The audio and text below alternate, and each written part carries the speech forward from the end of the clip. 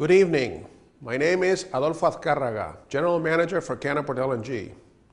We are the proud sponsor of this year's Emerging Enterprise Award.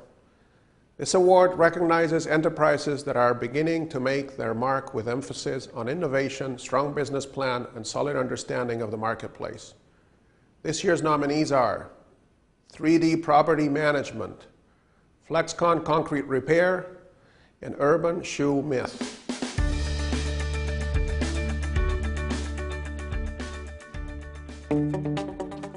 We provide full property management services.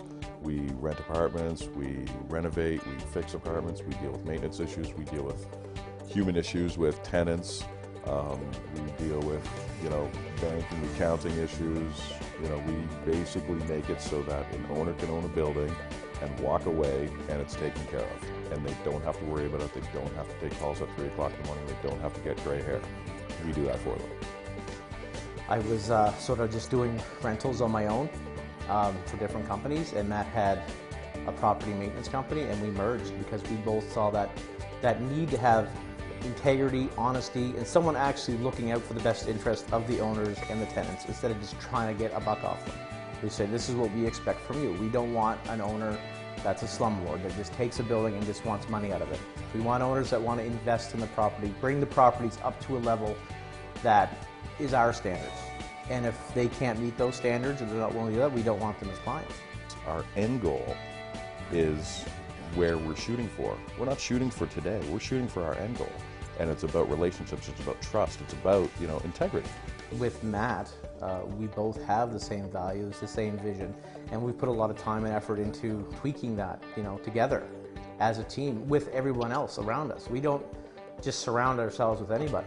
The people that are with us and surround us are very important and key individuals that fit our mission. Came in here, I mean, the person that lived here for, I think, 13 years. So it's been lived in over the years and not much was done.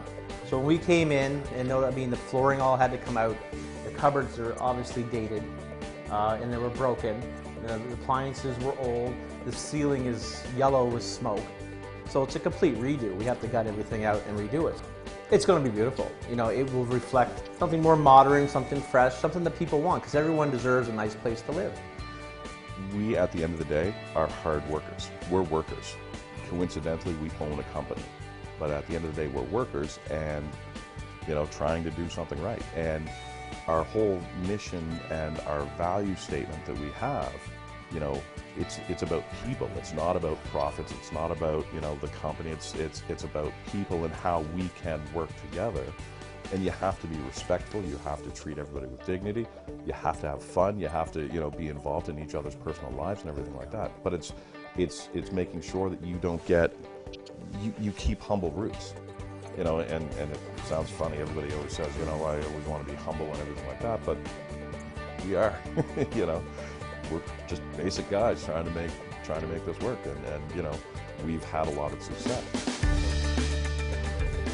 Initially, it was a harder sell, but now I'm finding people are really wanting a good quality item. They really want to be able to invest in something that they can wear continuously and year after year and not have to, revamp it every season. I'd say the difference between when we first opened the store compared to now is definitely the customers and the product. Everything in the store has grown immensely. Our selections have broadened. Our customers have broadened. We've got men that now feel comfortable coming in the store and shopping for their wives, for their girlfriends. We've got women coming in, bringing in their daughters, bringing in their friends. So our clientele is definitely expanding, and our customers are really helping the store grow. I'm from Regina, and we don't have a store like this that has the selection of brand names all in one, like Camper and Fluflog, London Fly. I mean, those are very impressive shoe designers all in one place. That's unique for me. Developing a relationship with our customers is really important. I'd say we probably know at least 40% of our customers by name. Some of our customers come in and ask for certain employees by name because they know that when they come in, our staff can help them find what it is that they're looking for. half the time when our customers come into the store, we already have stuff selected out for them. Like, you need this bag because you have these shoes. And it's just nice. We've got a really good system and we've got a really good staff. So when we put it all together, it just works. I've had a lot of customers say that one of the reasons they like shopping here is that we edit our product well. They come in, they said, you know, I don't have to look through a million things. You guys have already picked out the best. So you have to be in tune with who your customers are and what they want. Because just because I like something, and that's happened before, I've fallen in love with something at the trade show, you bring it in, I'm like, this is it, it's gorgeous, it's beautiful, and it sits here. So just because I like something doesn't mean that the mass is going to want it. So really being able to figure out what your customer wants and being flexible, that changes too. One year it could be tall boots, that's what everybody wants, and then the next year you bring in tall boots and nobody wants tall boots, everybody wants short boots. So yeah, it's extremely important to be flexible and be able to manage that. I always thought, I guess it was always into me, that this would really work. I knew it would work. Starting out, we had a lot of resistance, people saying this would never ever work. So maybe they're surprised, but I always knew that it would work. The opportunity came to purchase the Wisecracks franchise for St. John, which I did. And I was a one-man operation at that time, just me taking phone calls. I would do the jobs, I was doing the accounting, I was doing everything. So that was in 2008. 2009, we had the opportunity, I should say I had the opportunity to purchase the Fredericton franchise.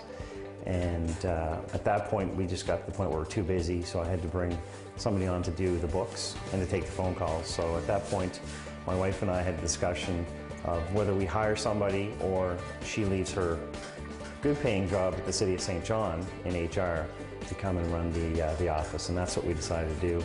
All in all, it's been a really great experience for the two of us. There's nothing like, at the end of the day, when you've been successful, to share that with your significant other. I find myself some evenings working here till 10, 11, even midnight. There's other days that I'm a little more slack and I can take an afternoon off.